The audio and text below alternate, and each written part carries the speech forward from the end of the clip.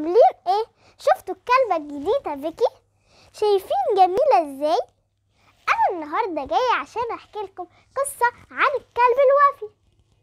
زمان زمان يا صحابي كان في واحدة اسمها ميسون.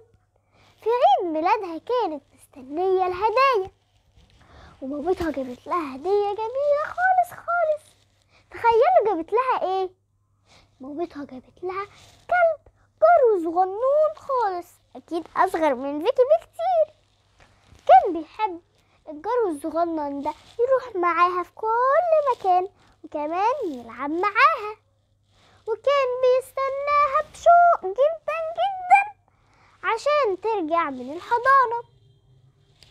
وكان يا صحابي كل شوية كانت ميسون بتكبر، وكان الكلب الصغنن بيكبر حبة بحبة بحبة معاها، حتى لدرجة انه كان بيروح مع باباها لما بيجي يوصلها المدرسة ما بيقدرش يسيبها خالص، ما هو كبر خلاص وتربى معاها.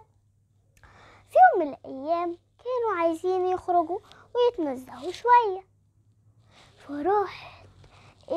راحت ميسون كانت عايزة تروح عند الوادي البعيد اللي مامتها قالت لها ما تروحش عنده، اللي كان مليان بالورود والأزهار.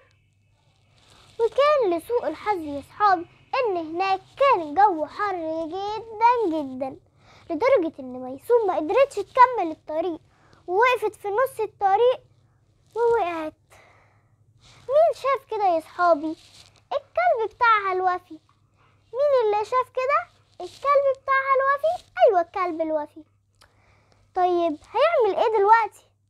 هيعمل ايه؟ هيتصرف ازاي؟ قعد يهوهو